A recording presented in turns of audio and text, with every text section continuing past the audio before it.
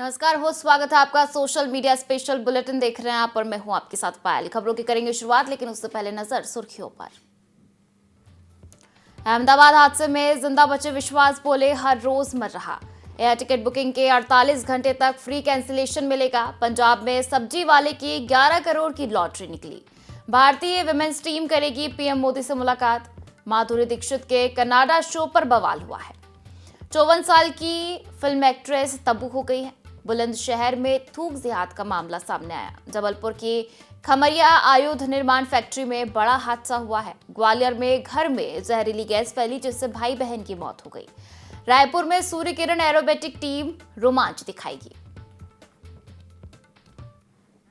और चलिए अब शुरुआत करते हैं आज की बड़ी और महत्वपूर्ण खबर से, जहां अहमदाबाद विमान हादसे को 6 महीने हो गए हैं, लेकिन हादसे में इकलौते बचे शख्स विश्वास कुमार भालिया इस त्रासदी के सदमे से उबर नहीं पाए हैं।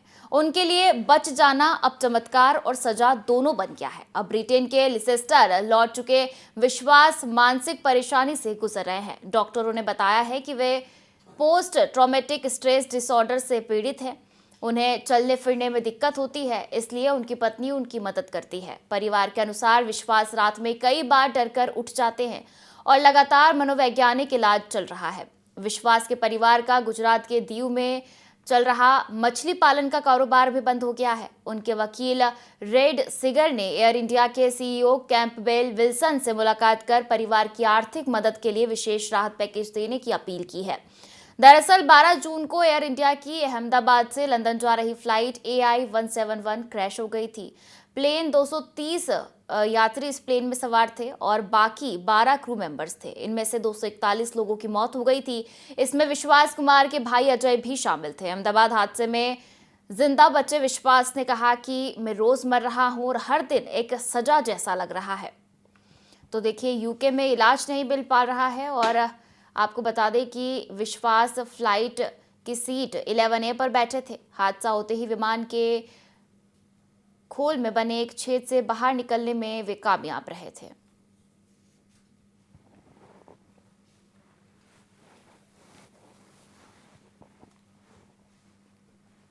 चलिए खबरों में आगे बढ़ेंगे, जहां एयर पैसेंजर्स को टिकट बुक करने के 48 घंटे के अंदर बिना किसी एक्स्ट्रा चार्ज के कैंसिल या चेंज करने का मौका मिल सकता है।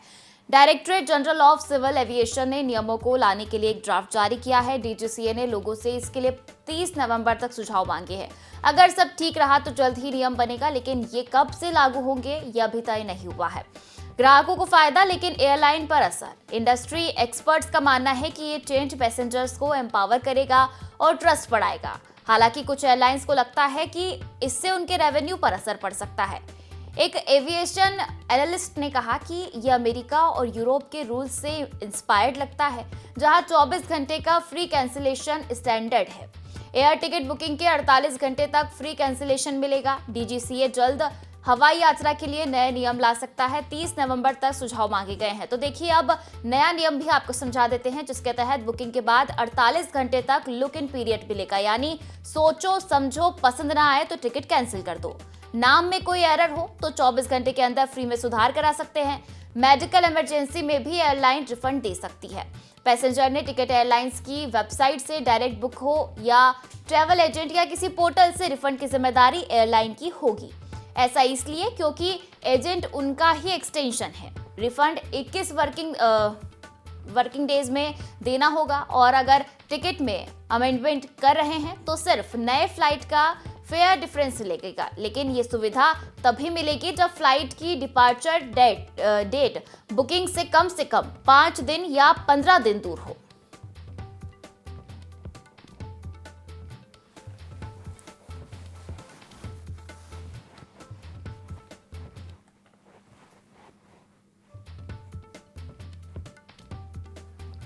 तो देखिए, 30 नवंबर तक सुझाव मांगे गए हैं। एयर टिकट बुकिंग के 48 घंटे तक फ्री कैंसिलेशन मिलेगा। आपको बता दें कि डीजीसीए जल्द ही हवाई यात्रा के नए नियम ला सकता है।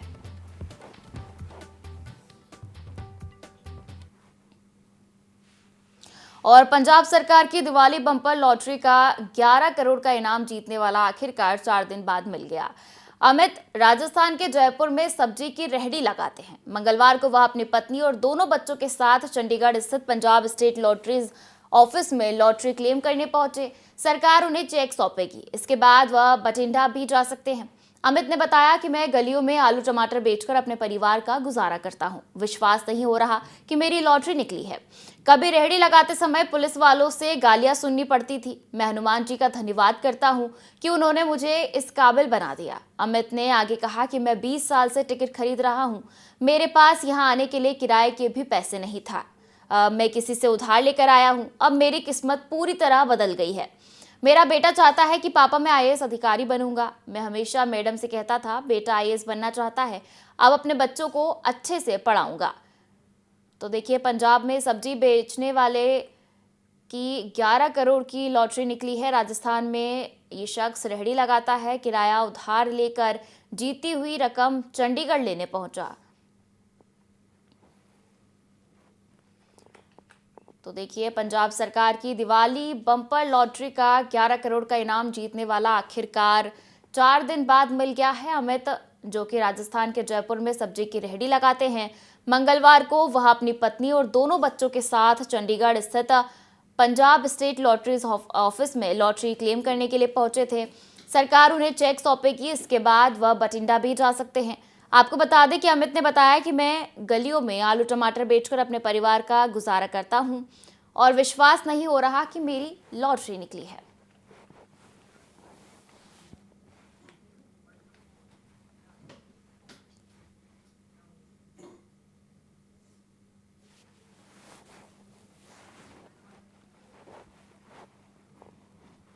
और खबरों में आगे बढ़ेंगे, जहां विमेंस वनडे वर्ल्ड कप जीतने वाली भारतीय क्रिकेट टीम जल्द ही प्रधानमंत्री नरेंद्र मोदी से मुलाकात कर सकती है। रिपोर्ट्स के मुताबिक यह मुलाकात 5 नवंबर को दिल्ली में होने की संभावना है। टीम इंडिया आज शाम मुंबई से दिल्ली के लिए रवाना होगी। भारतीय टीम ने रविवार को नवी मुंबई के डीवाई पाटिल स्पोर्ट्स एकेडम में खेले गए फाइनल मुकाबले में साउथ अफ्रीका को 52 रन से हराकर इतिहास रच दिया। हरमनप्रीत कौर की कप्तानी में भारत ने पहली बार विमेंस वनडे वर्ल्ड कप का खिताब जीता। टीम की ऑलराउंडर दीप्ति शर्मा ने कहा कि हम जल्द तय करेंगे कि प्रधानमंत्री मोदी को बतौर टीम क्या गिफ्ट दिया जाए। दीप्ति ने कहा, हम उन्हें जरूर कुछ न कुछ गिफ्ट देंगे, जैसे जर्सी या बैट, अभी तय नहीं किया है।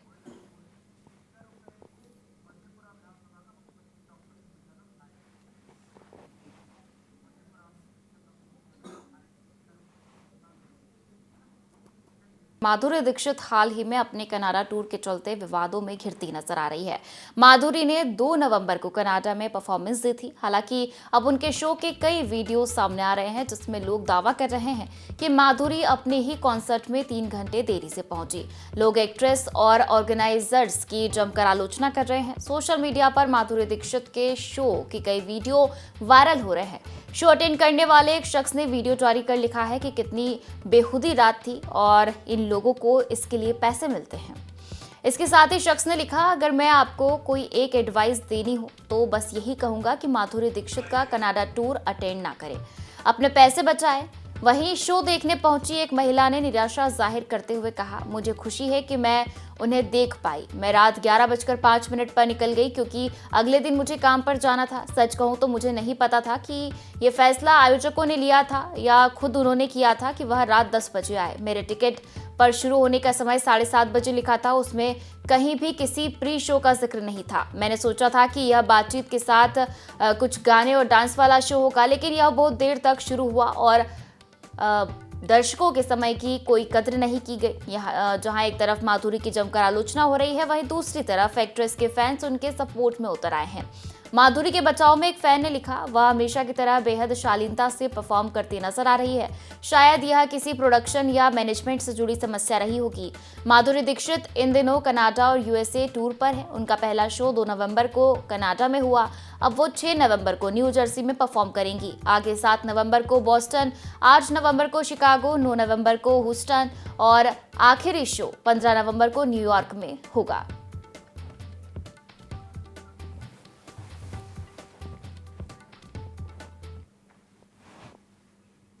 और खबरों में आगे बढ़ेंगे, जहां 14 की उम्र में हम नौजवान में रेप पीड़ित प्रिया का किरदार निभाने वाली तब्बू आज भारतीय सिनेमा की सबसे दमदार अभिनेत्रियों में गिनी जाती है। विजय पथ से पहचान मिली और इसके बाद माचिस, चांदनी बार, हैदर और अंधाधुन जैसी फिल्मों में उन्हें राष्ट्रीय और अंतर्राष्ट्रीय पहचान दी। तब्बू ने हर किरदार में नई चुनौती स्वीकार कर सिनेमा को समृद्ध किया। निजी जीवन की उतार चढ़ाव भरी यात्रा और विवादों के बावजूद उन्होंने संतुलन बनाए रखा। पद्मश्री सम्मान से नवाजी गई तब्बू आज भी अपने सशक्त अभिनय, सादगी और गहरी सोच से प्रेरणा बनकर सामने आती है। पिता का चेहरा तक नहीं देखना चाहती। हैदराबाद में 4 नवंबर 1971 को जन्मी तबस्सुम फातिमा हाशमी को आज दुनिया तब्बू के नाम से जानती है। बचपन में ही उन्हें पिता का साया नहीं मिला। जब मां रिजवाना और पिता जमाल हाशमी के रिश्ते टूटे, तब घर की दुनिया बदल गई। तब्बू ने साल 2015 में सिमी गरेवाला को दिए एक इंटरव्यू में कहा था कि वह अपने पिता का चेहरा तक नहीं देखना चाहती, क्योंकि उनके लिए मां ही पूरी दुनिया है। तब्बू जब 3 साल की थी, तब उनके पिता जमाल हाशमी ने उनकी मां को तलाक दे दिया था और दूसरी शादी कर ली थी। इसके बाद तब्बू ने कभी अपने पिता को नहीं देखा और ना ही उनसे मिलने की इच्छा जताई।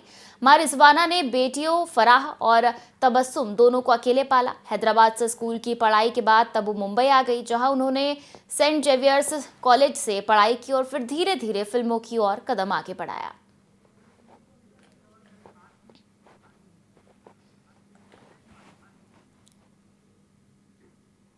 और इधर बाजार जिले के बारन वापरा में कुएं में गिरे तीनों हाथियों को सुरक्षित बाहर निकाल लिया गया है। घटना ग्राम हरदी की है, जहां देर रात हाथियों का झुंड खेतों की ओर पहुंचा था। इनमें से एक शावक भी शामिल था। सभी हाथी कुएं में गिर गए थे और करीब 8 घंटे से ज्यादा देर तक फंसे रहे। सुबह किसानों ने हाथियों की चीखें सुनकर मौके पर पहुंचकर देखा तो वे कुएं में फंसे थे। सूचना मिलते ही वन विभाग की टीम मौके पर पहुंची और रेस्क्यू ऑपरेशन शुरू किया। टीम ने जेसीबी की मदद से कुएं का किनारा काटकर रास्ता बनाया और तीनों हाथियों को सुरक्षित बाहर निकाल लिया। रेस्क्यू के दौरान कुछ ग्रामीणों ने नाराजगी भी जताई। उनका कहना था कि हाल ही में हाथी के हमले में एक ग्रामीण की मौत हुई थी, तब विभाग मदद के लिए नहीं पहुंचा, लेकिन अब हाथियों के गिरने पर तुरंत टीम पहुंच गई। जेसीबी की मदद से रास्ता बनाकर निकाला गया। क्षेत्र के रेंजर गोपाल वर्मा ने बताया कि हाथियों को निकालने के लिए जेसीबी की मदद से कुएं के किनारे से रास्ता बनाया गया। पहले एक शावक के साथ 2 हाथी निकाले गए, इसके बाद एक और हाथी को सुरक्षित निकाल लिया गया। कुएं के आसपास के सोलर पैनल टूटे हुए मिले, जिससे अनुमान लगाया जा रहा है कि रात में हाथियों का झुंड घूमते हुए कुएं में गिर गया होगा। छत्तीसगढ़ में कुएं में 3 हाथी जो गिरे थे, उन्हें निकाल लिया गया है।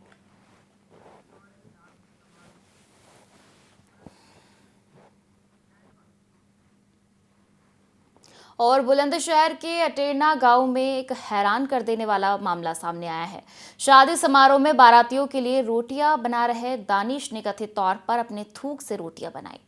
इस घटना का एक वीडियो वायरल हो रहा है। मोबाइल में एक रिकॉर्ड किया गया है, जो वायरल होने के बाद पुलिस तक पहुंच गई। पुलिस ने आरोपी को तुरंत गिरफ्तार कर जेल भेज दिया। एसपी देहात ने इस घटना पर कड़ा बयान दिया। उन्होंने कहा कि ऐसे मामलों की कोई भी सांप्रदायिक अनुमति नहीं होगी। तो बुलंदशहर में थूक जिहाद का मामला सामने आया, जहां शादी समारोह में थूक से रोटियां बनाई गई है।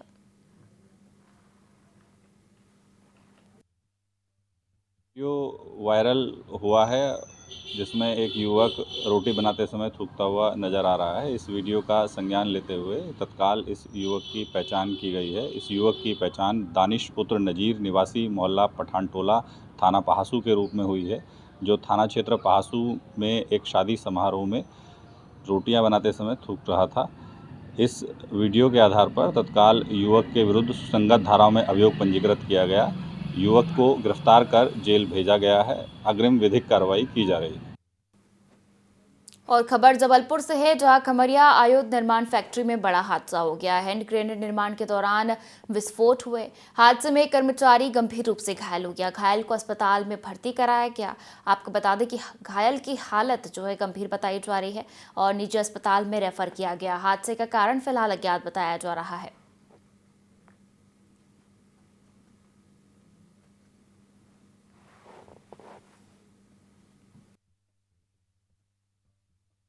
थोड़ा सा फैक्ट्री में लगा है, अभी उसका इलाज हो रहा है। ऑर्डिनेंस फैक्ट्री खमरिया, उनकी करंगली को थोड़ी सी चोट लगी। और खबर ग्वालियर से है, जहां घर में जहरीली गैस फैल गई। हादसे में भाई बहन की मौत हो गई, तो वहीं माता पिता का इलाज जारी है।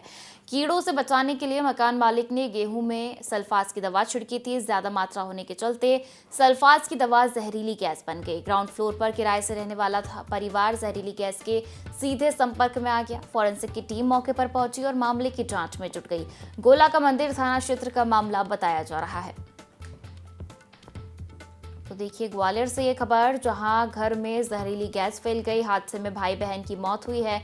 माता पिता का इलाज जारी है। कीड़ों से बचाने के लिए मकान मालिक ने गेहूं में सल्फास की दवा छिड़की थी। ज्यादा मात्रा होने के चलते सल्फास की दवा जहरीली गैस बन गई। ग्राउंड फ्लोर पर किराए से रहने वाला परिवार जहरीली गैस के सीधे संपर्क में आ गया। तो देखिए फॉरेंसिक की टीम मौके पर पहुंची और मामले की जांच में जुट गई। गोला का मंदिर थाना क्षेत्र का ये मामला बताया जा रहा है।